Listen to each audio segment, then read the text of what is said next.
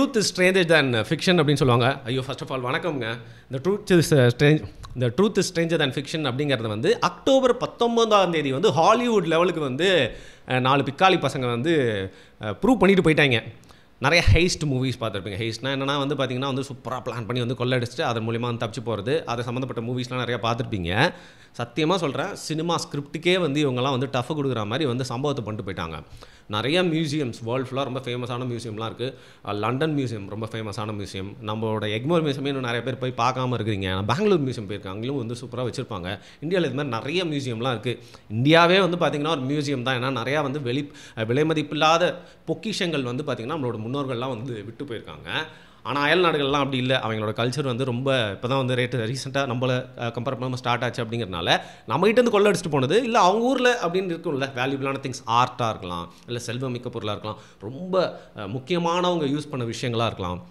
இதெல்லாம் வந்து மியூசியம் டிஸ்பிளேயில் வச்சுருப்பாங்க. இல்லை அமெரிக்காலும் பெரிய பெரிய மியூசியம் டிஸ்பிளேயில் இருக்கா. பட் யூரோப்பை வந்து பார்த்திங்கன்னா ஒரு கல்ச்சுரல் கிரேடில் அப்படிங்கிறதுனால அங்கே நிறையா மியூசியம்ஸ் இருக்கும். அதில் ரொம்ப முக்கியமான மியூசியம் தான் லூவ்ர் மியூசியம். இந்த லூவ்ர் மியூசியம் வந்து நிறைய பேருக்கு இதுவா நான் பார்த்துருக்கேன்ப்பா இந்த பில்டிங் அப்படின்னு சொல்லிட்டு வந்து பார்த்திங்கன்னா ஒரு கிளாஸ் பிராமிட் மாதிரியே இருக்கும்ல. அந்த கிளாஸ் பிராமிட் பார்த்தாலே உங்களுக்கு தெரியும், நிறைய படத்தில் காட்டியிருப்பாங்க, நிறைய பாடல்களை கூட நம்ம வந்து பார்த்துருப்போம். ரொம்ப one of the famous recognisable man made structure அது. ஸோ அந்த மியூசியம் வந்து வேர்ல்டு ஃபேமஸ் மியூசியம், டாப் 5ல் கண்டிப்பாக வரும்னு வச்சுக்கோங்களேன். அங்கே வந்து நீங்கள் சொல்லிலடங்காத நிறையா விஷயங்கள் வந்து இருக்குது. குறிப்பாக வந்து பார்த்திங்கன்னா வந்து நிறைய ஆர்ட் பீசஸ்லாம் வந்து இருக்கிறது வந்து நம்ம கேள்விப்பட்டிருப்போம். ஸோ இந்த வியனாவில் இருக்க மியூசியமுக்கும் லூவ்ர் மியூசியமுக்கும் எப்போவுமே வந்து நான் பெருசா நீ பெருசா அப்படிங்கிற அளவுக்கு பார்த்திங்கன்னா அங்கே கல்ச்சுரலி ரிச்சான நிறைய விஷயங்கள் வந்து வச்சுருக்காங்க. ஆனால் இந்த அக்டோபர் 19 என்ன பண்ணியிருக்காங்கன்னு பார்த்தீங்கன்னா வெறும் 4 பேருங்க வந்து சூப்பராக ஒரு மோட்டர் பைக்கை மட்டும் யூஸ் பண்ணி திருடிட்டு போயிட்டாங்க. இதில் என்ன மேட்டர்னா எப்படி உள்ளே போயிருக்காங்க. ஃபர்ஸ்ட் ஆஃப் ஆல் ஒரு மியூசியம் அப்படிங்கிறப்போ இவ்வளோ டின்னு சொல்லிட்டு அந்த கேமரா பார்த்துட்டே இருக்கும், லேசர் வந்து அந்த வைரத்தை எப்போவுமே பார்த்துட்டே இருக்குமே, எப்படி அதெல்லாம் எடுத்துகிட்டு போனாங்க அப்படின்னு சொல்லிட்டு நீங்கள் வந்து யோசிக்கலாம். சத்தியமாக செக்யூரிட்டி ப்ரீச் அப்படிங்கிறது நிறைய இடத்துல இருக்குது. அப்படிங்கிறத யாருக்கு தெரியும்னா குறிப்பாக அந்த இடத்துல வேலை பார்த்தவங்களுக்கு, தொடர்ந்து அந்த இடத்துல போயிட்டு வரவனுக்கு, இல்லை அதை சம்மந்தப்பட்ட எவனோ ஒருத்தனுக்கு தான் அங்கே என்னென்ன லீக் இருக்குதுன்னு தெரியும். ஸோ அந்த ஒரு கோணத்தில் இப்போ விசாரணை நடந்துகிட்ருக்கு. ஆனாலும் இவங்க எப்படி பண்ணாங்க அப்படிங்கிறத பார்க்கலாம். ஸோ இவங்க வந்து இந்த பேஸ்கெட் ட்ராலி மாதிரி ஒன்று இருக்கும், இந்த செர்ரி பிக்கர் அப்படின்னு சொல்லுவாங்க. நம்ம ஊர்லாம் வந்து பார்த்திங்கன்னா லைட்டெல்லாம் மாற்றுறதுக்காக சூப்பராக ஒருத்தர் ஏறி அந்த கூண்டு மேலே உட்காந்துப்பாரு, அப்படியே அந்த க்ரேன் மாதிரி தூக்கும், மேலே போய்ட்டு இந்த லைட்லாம் மாற்றுவாங்களே ரோடில், அந்த மாதிரி ஒரு மேட்டருங்க. அந்த ஒரு எக்யூப்மெண்ட் எடுத்துகிட்டு வந்து என்ன பண்ணியிருக்காங்க, கன்ஸ்ட்ரக்ஷன் நடக்கிற மாதிரியே சில விஷயங்கள், அங்கே ஏற்கனவே கன்ஸ்ட்ரக்ஷன் வேலை நடந்துட்டுருக்கு அப்படிங்கிற மாதிரியே நம்ப வச்சு இவங்க கன்ஸ்ட்ரக்ஷன் காஸ்டியூம்ஸ்லாம் போட்டு அந்த செர்ரி பிக்கரை வச்சு பார்த்திங்கன்னா வந்து கரெக்டாக ஏறி அப்புறம் அந்த கிளாஸ் கட்டரை யூஸ் பண்ணி உள்ளே ரோப் போட்டு இறங்கி அதுக்கப்புறம் வந்து டக்குன்னு அதுக்கு மேலாம் வந்து பொறுமை காக்க முடியல போல இருக்குது. வேல்யூபிளான அந்த க்ரௌன் ஜுவல்ஸ்லாம் இருக்கும் தெரியுமா, மரகதங்கள்லாம் இருக்குது, ரொம்ப வேல்யூபிள் டைமண்ட்ஸு ஜுவல்ஸ் எல்லாத்தையுமே வந்து பார்த்திங்கன்னா இருக்கிற டிஸ்பிளேவை பட்டுன்னு உடச்சி அங்கேருந்து எடுத்துகிட்டு வெளில பைக்கில் ஸ்கூட்டரில் ஏறி போயினே இருந்திருக்கானுங்க. இதுக்கு எவ்வளோ டைம் எடுத்துருப்பாங்கன்னு நீங்கள் நினைக்கிறீங்க? வெறும் 7 நிமிஷத்தில் இந்த சம்பவத்தை பண்ணிட்டு போயினே இருந்துட்டானுங்க. இதில் போகிறப்போ வந்து பார்த்திங்கன்னா ஒரே ஒரு மரகதம் மட்டும் வந்து கீழே விழுந்துருச்சு. ஸோ இந்த ஹைஸ்ட்டில் எப்போவுமே ஒரு விஷயம் நடக்கும், அவசரத்தில் திருடன் ஏதாவது ஒரு தடயத்தை விட்டு போகிறது மட்டும் இல்லாமல் டக்குன்னு ஏதாவது ஒரு கீழே அவன் கொள்ளடிச்ச பொருளே வந்து விட்டு போயிடுவான். இன்னொரு விஷயம் என்ன பண்ணுவாங்க அப்படின்னு பார்த்தீங்கன்னா, இந்த மாதிரி ஹெய்ஸ்ட் பண்ணுறப்போ கிரிமினல்ஸு அந்த கெட்டிக்கார பசங்க மட்டும் இல்லை, கொள்ளக்கார பசங்க என்ன பண்ணுவாங்கன்னா வேணுன்ட்டே அவங்களுக்கு வந்து இதில் விலை மதிப்பு ரொம்ப கம்மின்னு தெரியாது, டிஸ்ட்ராக்ஷனுக்காக டக்குன்னு வந்து கீழே போட்டு போயிடுவாங்க. அந்த மாதிரி இவங்க வந்து ஒரு எமரால்டை மட்டும் வந்து மரகத்தை மட்டும் வந்து கீழே போட்டு வந்து போயிட்டாங்க. மற்றபடி இவங்க எடுத்துன்னு போனதோட தொகை மதிப்பு எவ்வளோன்னு நீங்கள் நினைக்கிறீங்க? 10 கோடி, 50 கோடி, 100 கோடி, ஆல்மோஸ்ட் வந்து பார்த்திங்கன்னா 900 crores, 900 கோடிக்கு மதிப்பிலான மேட்டர் வந்து, அதாவது $102 million வர்த்தான விஷயங்களை வந்து எடுத்துகிட்டு போயிட்டாங்க. இது வந்து ஒரு நேஷ்னல் ஹியூமிலியேஷன் அப்படின்னு சொல்லுவாங்கள்ல, ஃப்ரான்ஸ்க்கே வந்து பார்த்திங்கன்னா ஒரு பெரிய அசிங்கம் அப்படிங்கிற மாதிரி இன்றைக்கி அந்த நாடு ஃபுல்லாக வந்து, ஏன் யூரோப் ஃபுல்லாகவே வேர்ல்டு ஃபுல்லாக வந்து இதை பற்றி வந்து பேசிகிட்டு இருக்காங்க. ஸோ உங்களுக்கு தெரியும், ஃபஸ்ட்லாம் ஈஸியாக கொள்ளடிச்சிட்டு போயிடலாம், நிறையா குற்ற வழக்குகள்லாம் வந்து ஈஸியாக வந்து நிரூபிக்கவே முடியாது, போலீஸால் பிடிக்கவே முடியாது. பட் இன்றைக்கி சிசிடிவி கேமரா அப்படிங்கிற ஒரு விஷயம் இருக்கிறதுனால போலீஸ்க்கு ஈக்குவலாக வந்து சிசிடிவி கேமரா வந்து நிறைய விஷயங்களை தவறுகளை வந்து கண்டுபிடிச்சி ஸ்டார்டிங்லேயே ஸ்டாப் பண்ணிடுறது மட்டும் இல்லாமல் அதுக்கப்புறம் யார் தப்பு செஞ்சா அப்படிங்கிறத கண்டுபிடிக்குது. அப்போது இவ்வளோ பெரிய மியூசியமில், இவ்வளோ வேர்ல்டு ஃபேமஸ் மியூசியமில் என்ன மாதிரியான டெக்னாலஜிலாம் யூஸ் பண்ணி வந்து பாதுகாத்து இருந்திருப்பாங்க? சரிடா கோபால், இவ்வளோ பெரிய விஷயம் நடந்திருக்கே, செக்யூரிட்டி தான் பார்க்கலனாலும் அவங்க உள்ளே வந்து போகிறவனும் எவனும் பார்க்கலையா மியூசியமை பார்க்க வந்தேன் அப்படின்னு கேட்டிங்கன்னா, ஒரே ஒருத்தன் பார்த்துருக்காங்க விட்னஸு, அவனும் பேன் வாயை பொழந்து பார்த்துட்டு யாரையுமே கூப்பிடாம விட்டுருக்கான். ஸோ இதில் எந்த லெவல்லாம் வந்து ப்ரீச் நடந்திருக்கு, என்னென்ன டெக்னிக்லாம் யூஸ் பண்ணியிருக்காங்க, அதாவது திரைமறைவில் பேக்ரவுண்டில் இவங்க பிளான் பண்ணுறப்போ எங்கே வந்து வீக்னஸை வந்து பார்த்துருக்காங்க அப்படிங்கிறத இனிமேல் விசாரணையில் தான் வந்து தெரிய வரும், சும்மா விட மாட்டாங்க இதை. ஏன்னா இது நேஷ்னல் ஹியூமிலியேஷன் அப்படிங்கிறது ஒரு வைரம் அப்படிங்கிறது சாதாரண விஷயம் இல்லை. அவங்க யார் யாரை வச்சுருந்ததெல்லாம் வந்து எடுத்துகிட்டு போயிருக்காங்க பார்த்தீங்கன்னா, பிரின்சஸ் யூஜின்னு சொல்லிட்டு ஒருத்தங்க, அவங்க வந்து நெப்போலியன் 3யோட ஒய்ஃப், அதை குயின், அவங்களோட க்ரௌனில் இருந்த ஜுவல்லு, அப்புறம் நெப்போலியன் 1ஓட ஒய்ஃப் அந்த எம்ப்ரஸோட க்ரௌனில் இருந்த ஜுவல்லு, இன்னும் விலை மதிப்பில்லாத நிறைய விஷயங்கள்லாம் வந்து எடுத்துகிட்டு போயிருக்காங்க. ஸோ இதுக்கெலாம் விலை மதிப்பு அப்படிங்கிறது எப்படின்னா வந்து பார்த்திங்கன்னா, இன்றைக்கி நம்ம போய்ட்டு தங்கம் வைரம்லாம் வாங்குறோம்ல, அந்த மாதிரி வந்து சொல்ல முடியாது.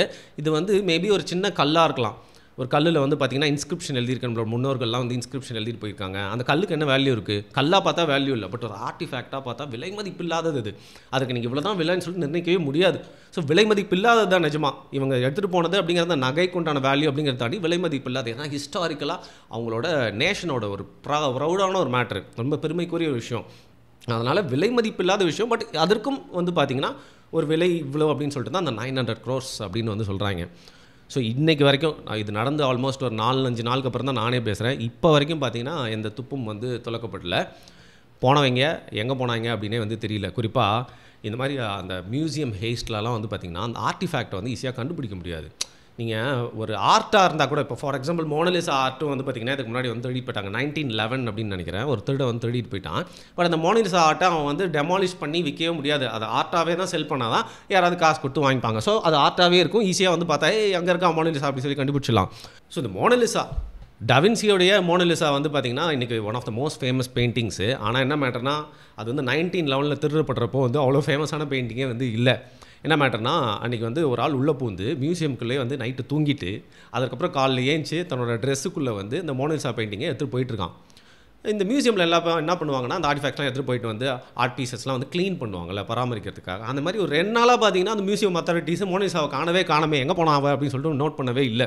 2 நாளாக இவங்க பாட்டு வந்து க்ளீன் பண்ண போயிருக்கான்னு வச்சுட்டே இருக்காங்க. அப்புறம் தான் அதை கண்டுபிடிச்சி மோனலிசா காணும். அதுவும் டவின்சி ரொம்ப ஃபேமஸ். பட் மோனலிசா வந்து அவ்வளோ ஃபேமஸ் இல்லைனா கூட மோனலிசா போயிட்டான்னு சொல்லிட்டு ஃப்ரான்ஸில் இருக்க மக்கள்லாம் வந்து பிரிங் பேக் மோனலிசான்னு போராட ஆரம்பிச்சிட்டாங்க. ஆல்மோஸ்ட் வந்து பார்த்திங்கன்னா வந்து அந்த அரசாங்கம் இவ்வளோ முயற்சிகள் எடுத்து கண்டுபிடிக்க முடியல. ஒரு 2.5 வருஷத்துக்கு கழிச்சு வந்து ஒரு ஆர்ட் டீலர் ஒருத்தன் என்ன பண்ணிட்டான் அப்படின்னு பார்த்தீங்கன்னா, அந்த ஃப்ரான்ஸில் இருக்கிற ஒரு ஆர்ட் டீலருக்கு தொடர்பு கொண்டு வந்து இந்த மாதிரி என்கிட்ட மோனலிசா இருக்குது, ஒரிஜினல் மோனலிசா, அதை வந்து உங்களுக்கு கொடுக்குறேன், இது உங்கள் கண்ட்ரியில் அந்த மியூசியமில் தான் இருக்கணும் அப்படின்னு சொல்லிட்டு 2-3 வருஷத்துக்கு அப்புறம் வந்து திருப்பி வந்து சேர்ந்துச்சு. அதை வந்து பார்த்திங்கன்னா அங்கே இருக்கிற எல்லாருமே வந்து கொண்டாடி தீர்த்துட்டாங்க. அப்படி வந்து அதை பெரிய ப்ரொசஷனில் வந்து சேர்ந்துச்சு. திருப்பி லவரேல் அந்த இடத்தையே வச்சு புல்லட் ப்ரூஃப் கிளாஸ் போட்டு இன்றைக்கி வரைக்கும் 24 hours செக்யூரிட்டி கேமரா போட்டு வந்து மோனலிசா வந்து பாதுகாத்துட்டே இருக்காங்க. அதில் வந்து இந்த காணாமல் போன காலத்தில் வந்து அந்த இடத்துல ஒரு துணியை போட்டு மூடி வச்சு மோனலிசா வந்து நம்ம மியூசியம்க்கு ஆப்சென்ட் லீவ் எடுத்திருக்கா அப்படிங்கிற மாதிரிலாம் வாசகங்கள்லாம் வந்து போட்டு வச்சுருந்தாங்களாம். இதில் ஃபன் ஃபேக்ட் என்னென்னா, நம்மளோட மாடர்ன் ஆர்டிஸ்ட் இருக்கார்ல பாப்லோ பிக்காசோ வந்து அதுக்கு முன்னாடி கொஞ்சம் கேஸ்லாம் வாங்கியிருக்காரு போல், இந்த மாதிரி ஸ்டாச்சுலாம் திருடி. அதனால் நீ திருட்டு பையனாக இருக்கிறதுக்கு வாய்ப்பு இருக்குது, என்ன தான் ஆர்டிஸ்ட்டாக இருந்தாலும் திருட்டு ஆர்டிஸ்ட்டில் அப்படின்னு சொல்லிட்டு அவரெல்லாம் போய் விசாரிச்சிருக்காங்க. மோனலிசாவை தூக்குனியா அப்படின்னு சொல்லிட்டு, சத்தியமாக நான் பார்த்ததே இல்லையா அப்படின்னு வந்து சொல்லியிருக்காரு. இந்த மாதிரி ருசிகரமான சம்பவங்கள்லாம் நடந்து மோனலிசா வந்து திருடப்பட்டதுனால தான் இன்றைக்கி வந்து ஹியூமன் ஹிஸ்ட்ரியில் one of the most famous பெயிண்டிங்காக மாறனா. அப்படி இந்த நகைகள்லாம் திருப்பி வந்துச்சு அப்படின்னா பார்த்திங்கன்னா அந்த திருடப்பட்டதுனாலே வந்து இன்னும் ஃபேமஸாக வந்து மாறிடும். கிடைக்குமான்றது வந்து பார்க்கலாம். பட் இந்த மாதிரி நகைகளெல்லாம் வந்து பார்த்திங்கன்னா உருக்கிறதுக்கு நிறையா வாய்ப்பு இருக்குது. பட் மோஸ்ட்டாக இன்னொரு சைடு இது அப்படியே அதே ஷேப்பில் வச்சுருந்தா தான் வந்து அதற்குண்டான மதிப்பு இருக்கும். அப்போ தான் வந்து பார்த்திங்கன்னா இதுக்கான பையர்ஸ்லாம் வந்து வாங்கிப்பாங்க. அப்படிங்கிறனால உருக்காமல் வந்து வச்சிருக்கலாம். பட் மோஸ்ட்லி மியூசியம்லேருந்து எடுத்துகிட்டு போய் உருக்கி விற்றுவாங்களாம். ஸோ நல்ல கொள்ளக்காரனாக இருந்தானா எப்படியாவது நைஸாக எஸ்கேப் ஆகி இதை அப்படியே வந்து யார்கிட்டயே விற்றானா அவனுக்கு வந்து கொள்ள லாபம் வந்து கிடைக்கும். சரி, இதுக்கு பையர்ஸ் யாரெல்லாம் இருப்பாங்கன்னு பார்த்தீங்கன்னா, பையர்ஸ் வந்து எல்லா சைட்லேயும் இருக்காங்க.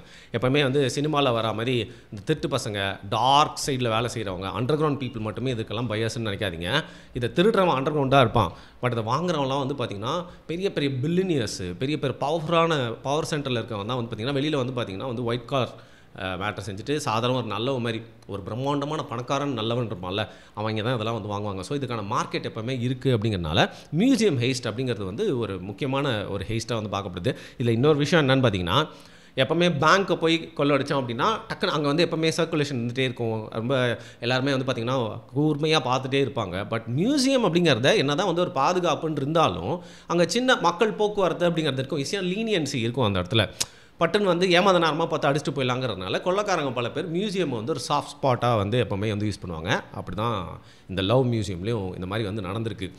ஸோ 2025 இது நடந்தது அப்படிங்கிறது பெரிய விஷயங்க. ஆனால் இதோட பெரிய ஹெய்ஸ்ட்லாம் நடந்திருக்கு. இது வந்து பார்த்திங்கன்னா ஒரு தேர்ட் பெரிய மியூசியம் ஹெய்ஸ்ட்னு சொல்கிறாங்க. செகண்ட் பிளேஸில் ட்ரெஸ்டன் அப்படிங்கிற ஒரு இடத்துல வந்து பார்த்திங்கன்னா ஆல்மோஸ்ட் இதே அளவு இதே பண மதிப்பிலான ட்ரெஷர்ஸ், அதுவும் வந்து பெரிய பெரிய டைமண்ட் வச்ச கத்தி, அப்புறம் பிரேஸ்லெட்ஸு, க்ரௌண்டில் வைக்கக்கூடிய அந்த பேட்ஜ் மாதிரியான விஷயங்கள், எம்ப்ளம்ஸ் எல்லாத்தையும் தொட்டிட்டு போயிட்டாங்க. பட் அமெரிக்காவில் ஒன்று நடந்துச்சு, பாஸ்டனில் அப்படின்னு நினைக்கிறேன். அங்கே இருக்கிற ஒரு மியூசியமில் அடித்தது தான் வந்து பார்த்திங்கன்னா இதோட டபுள் மடங்கு விலை மதிப்பு இல்லாத மேட்டர்லாம் வந்து எடுத்துகிட்டு போயிருக்காங்க. சரி, என்ன மேட்டர்னா, நான் சொன்ன அந்த 3 ஹைஸ்ட் இருக்குல்ல, அந்த 3 ஹைஸ்ட்டில் நடந்த எதையுமே வந்து ரிக்கவரே பண்ணல. பாஸ்டனில் வந்து பார்த்திங்கன்னா அதுதான் வந்து நம்பர் 1 ஹிஸ்ட்ரியிலே. அதை வந்து இப்போ வரைக்கும் ரிக்கவர் பண்ணவே இல்லை. ஸோ பேசிக்கலி நான் ஏற்கனவே சொன்ன மாதிரி இது போச்சுன்னா வராது. இப்போ நம்ம இந்தியாவில் வந்து பிரிட்டிஷ் எல்லாத்தையும் வந்து எடுத்துகிட்டு போயிருக்காங்க அப்படின்னா, அது மியூசியமில் இருக்குன்னா நம்ம ரீக்ளைம் பண்ணி கேட்குறோம். இன்னொன்று சில விஷயங்கள் அவங்களே வந்து போங்க அடிச்சுட்டு வச்சுருந்தாலும் நம்மளுக்கு சில விஷயங்கள் வந்து கொடுக்குறாங்க. அதாவது வந்து அரசியல் ரீதியில் நம்ம வந்து அணுகிறோம். பட் அது மியூசியமில் இல்லாத பட்சத்தில் பெரும் பணக்காரங்க, ஃபார் எக்ஸாம்பிள் இப்போ வந்து ராணி இருக்காங்க, அவங்க பேலஸில் இருக்கிற நம்ம இந்தியாவை சேர்ந்த ஒரு ஆர்டிஃபேக்ட், விலை மதிப்பில்லாத ஒரு விஷயம்னா அது நம்ம கண்ணு கூட தெரிய போகிறதில்ல. அந்த மாதிரி வந்து பெரிய பெரிய சீமாட்டிகள், சீமான்கள் எல்லாமே வந்து பார்த்திங்கன்னா அதெல்லாம் வந்து கொள்ளை அடித்து அவங்ககிட்ட வச்சுருந்தாங்க அப்படின்னா அது கடைசி வரைக்கும் கண்ணிலே படாது. மேபி அவங்களுக்கு ஈக்குவலாக இருக்கிற நபர்கள் அவங்க பேலஸ்க்கோ இல்லை பங்களாக்கோ வரும்போது அதை அவங்க காட்டி பெருமைப்படுவாங்க. அதன் மூலிமா வேர்ட் ஆஃப் மவுத்தில் வெளில வந்தாலே தவிர்த்து உங்களால் இந்த மாதிரி மியூசியம்லேருந்து போயிடுச்சு அப்படின்னா பெரும்பான்மையான கேசஸில் வந்து போனது தான். ஏன்னா தான் ஃப்ரான்ஸ்க்கு இது வந்து பார்த்திங்கன்னா அசிங்கமான விஷயம் அப்படின்னா கூட வந்து ஒரு சினிமா கதை மாதிரி இருக்குல்ல இதை பார்க்குறதுக்கு.